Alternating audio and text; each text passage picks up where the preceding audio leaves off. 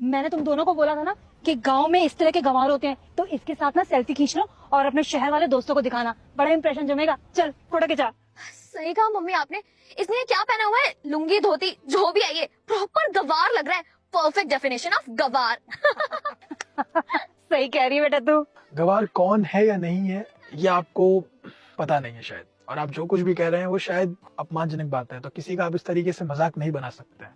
कैसे बदतमीज है, हैं? मैं तो तेरे को चांस दे रही थी कि मेरी सुंदर बेटी के साथ फोटो खिंचाएगा, और ये जब फोटो लोगों को दिखाएंगे ना तो तू भी ये जो जोकर है ना कहीं फेमस हो जाएगा, इसलिए तो बोल रही हूँ। और तू एटीट्यूड दिखा रहा है, हमसे बदतमीजी कर रहा है। हाँ अच्छा छोड़, नहीं खिंचानी तेरे साथ सेल्फी।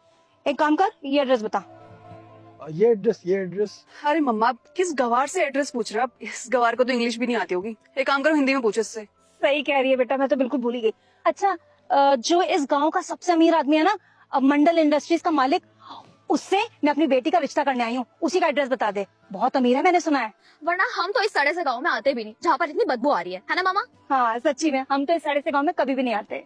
बस तेरी यहाँ शादी हो जाए ना तो सारी प्रॉपर्टी अपनी हो जाएगी। धीरे धीरे तू उस पे जादू कर देना, फिर क्या हम तीनों मालकिन बन जाएंगे उसकी इंडस्ट्रीज की।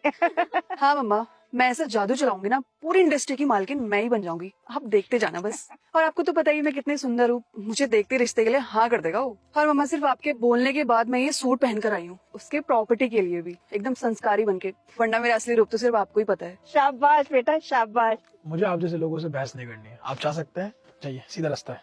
हाँ ज्यादा एटीट्यूड मत दिखा। हाँ, तुझ जैसे लोगों को तो मुंह भी नहीं लगते हम। हाँ, चल बेटा आजा। गवार कहीं का। हमको एटीट्यूड दिखा रहा है गंवार कहीं का। और बताइए बहन जी, घर तक आने में कोई परेशानी तो नहीं हुई ना आपको? नहीं नहीं, बिल्कुल भी परेशानी नहीं हुई। बस ये गांव थोड़ा पसंद नहीं आया। क्या ना, धूल मिट्टी, अरे बड़ी एलर्जी हो जाती है। हम लोग ना शहर में रहते हैं, बहुत अमीर लोग हैं, बाकी सब ठीक है। और वैसे भी हमने आपके बेटे के बारे में ना बहुत तारीफें सुनी है कि आनंद इंडस्ट्रीज का ओनर है, तो हमने सोचा उसके लिए तो मेरी बेटी ही सही रहेगी। मेरी बेटी बहुत संस्कारी है, घर के सारे काम कर लेती है। अब जी मम्मी जी, मैं घर के सारे काम कर लेती हूँ, और शादी के बाद आपका और डैडी जी का बहुत अच्छे से ख्याल रखूंगी। इनफैक्ट शादी के बाद आपकी जितनी भी सारी प्रॉपर्टीज है और आपकी इंडस्ट्री का भी बहुत अच्छे से ख्याल रखूंगी। बस आप शादी की डेट निकाल दीजिए।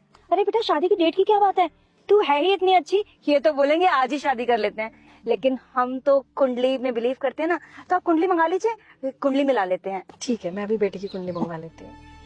मैम सारे डॉक्यूमेंट रेडी हो गए हैं, बस सर के साइन चाहिए थे। अच्छा, मेरा बेटा आता ही होगा, वो साइन कर देगा अभी। अरे प्रेमा राम, तुम यहाँ जॉब करते हो क्या?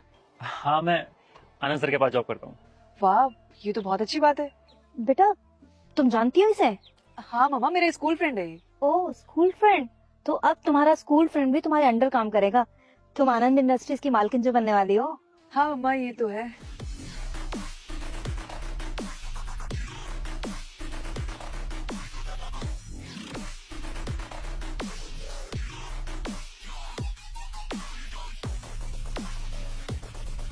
ये लुंगी वाला गवार यहाँ क्यों आया है? लगता है आनंद जी का ड्राइवर है ना? मैडम जी आप कैसी बातें कर रही हैं? यही तो आनंद सर हैं, आनंद मंडल, इस पूरी प्रॉपर्टी के मालिक और हमारे बॉस। क्या ये आनंद इंडस्ट्रीज के मालिक आनंद मंडल है? सर वो सुबह जो हमारे बीच में थोड़ी मिसअंडरस्टैंडिंग हुई थी, उसका इस शादी पर कोई इफेक्ट नहीं पड़ेगा ना सर? इफेक्ट तो पड़ चुका है मैम। अरे बेटा क्या हुआ है? मम्मी कुछ नहीं, इन लोगों को घमंड ज्यादा है अपने आप पे, ये लोगों को जज बहुत जल्दी करते हैं। मुझे ऐसे देख के इनको लगा कि मैं शायद कोई गरीब किसान हूँ, और इन्होंने मेरे साथ मिसबिहेव किया, मेरा मजाक उड़ाया। ये हुआ था ना?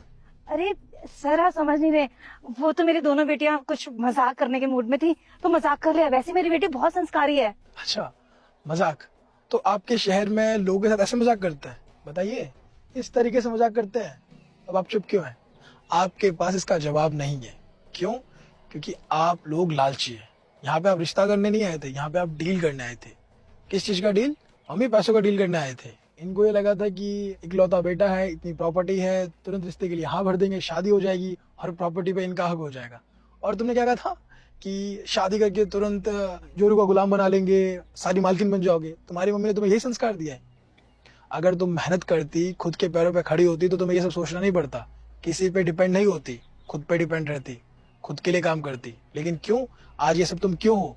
तुम्हारी मम्मी की वजह से। ये सवाल तुम अपनी मम्मी से पूछो, क्योंकि तुम्हारी मम्मी ने तुम्हें ऐसे ही संस्कार दिया है। अगर तुम्हारी माँ ने तुम्हें सही संस्कार दिए होते तो तुम खुद पे निर्भर रहती, ना कि दूसरों पे।